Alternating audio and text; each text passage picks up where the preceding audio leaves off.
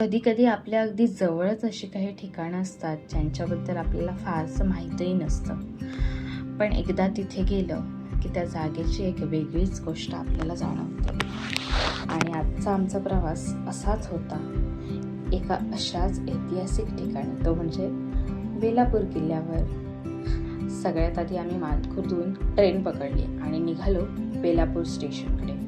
प्रवासातला तो साधासा ट्रेनचा अनुभव, खिडकीबाहेरचं दृश्य आणि मनातली उत्सुकता सगळंच खूप अगदी छान होतं. त्यानंतर बेलापूर स्टेशनला पोहोचून आम्ही रिक्षा केली आणि किल्ल्याजवळच्या रस्त्यापर्यंत पोहोचलो.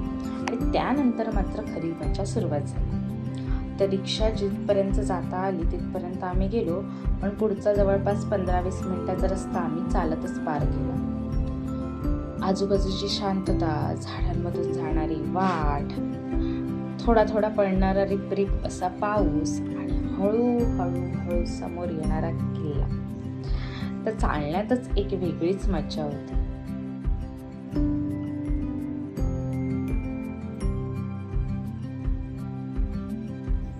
आणि फायनली आम्ही पोचलो बेलापूर किल्ल्यावर.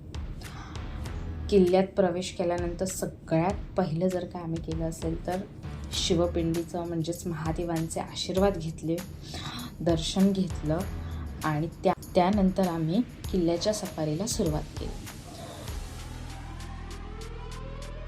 पहिल्यांदा आम्ही गेलो जो किल्ल्यामध्ये एक बऱ्यापैकी उंच भाग होता तिथे, जिथून शहराची एक बाजू दिसते.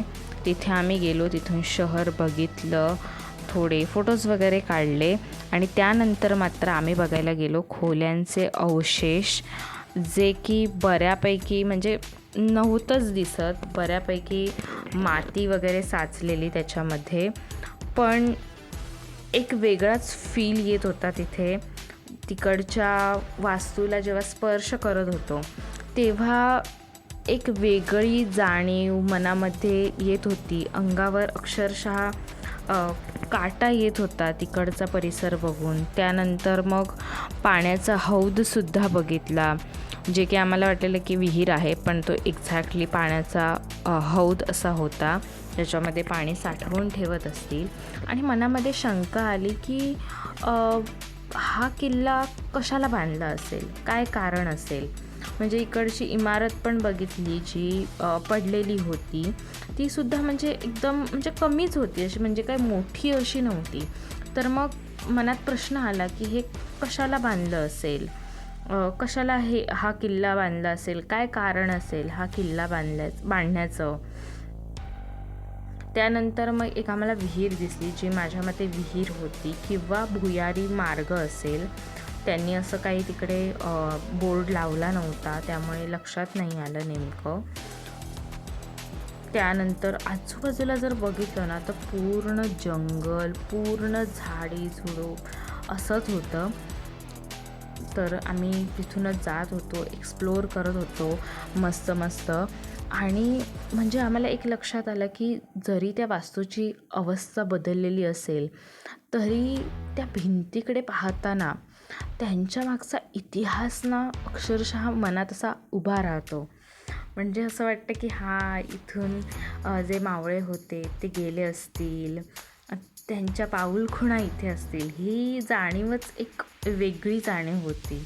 आणि त्यानंतर मात्र एवढ्या पावसामध्ये आम्ही बुरुजावर गेलो. बुरुजावर चढताना तर म्हणजे वेगळीच फिलिंग होती. म्हणजे एक जग बोलतात ना की आपण एक जग जिंकल्याचा आनंद, काहीतरी जिंकल्याचा आनंद, काहीतरी अचीव केल्याचा आनंद हा मनात आला. आणि इथून बघा, ते मगाशी आम्ही मंदिर बघितलेलं ते पण दिसतं, खालीच आहे. आणि इथे असताना असं फील आला ना की म्हणजे त्यावेळेच्या मावळ्यांना कसं वाटत असेल ना, जेव्हा स्वराज्याचा झेंडा आहे तो तिथे रोवतात. आणि इथून बुरुजावरून डायरेक्ट जी यायची वाट आहे तीसुद्धा दिसते. म्हणजे जर शत्रू येत असेल तर ते पण दिसतं. म्हणजे किती विचारपूर्वक प्रत्येक किल्ल्याची बांधणी तेव्हा करत असतील. त्यानंतर मग आम्ही सगळ्यात एका स्पेशल पॉईंटवर गेलो, जिथून पूर्ण किल्ल्याचं दर्शन होतं. अगदी पूर्ण किल्ल्याचं दर्शन होतं अशा ठिकाणी गेलो. आणि तिथूनसुद्धा बऱ्यापैकी म्हणजे शहराची जी दुसरी बाजू होती ती दिसत होती, पण खाली मात्र पूर्णपणे जंगलच होतं. तर हा किल्ला एक्सप्लोअर करताना माझ्या मनामध्ये असं आलं की हा किल्ला का बांधला असेल, कशासाठी ह्याची बांधणी केली असेल. तर मी थोडंसं गुगलवर सर्च केलं आणि मला जी माहिती मिळाली ती खूप इंटरेस्टिंग होती.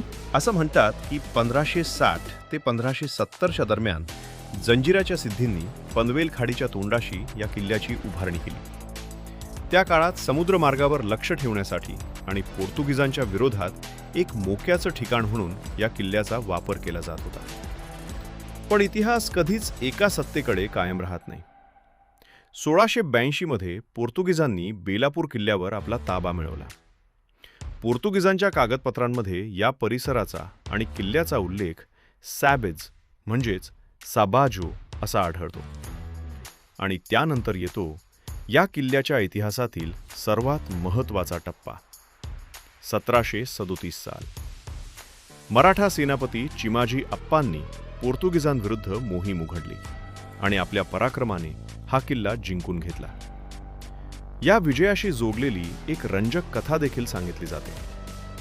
किल्ला जिंकण्यापूर्वी चिमाजी अप्पांनी जवळच्या अमृतेश्वर मंदिरात बेल वाहण्याचा नवस केला होता आणि विजय मिळाल्यानंतर त्यांनी तो नवस पूर्ण केला.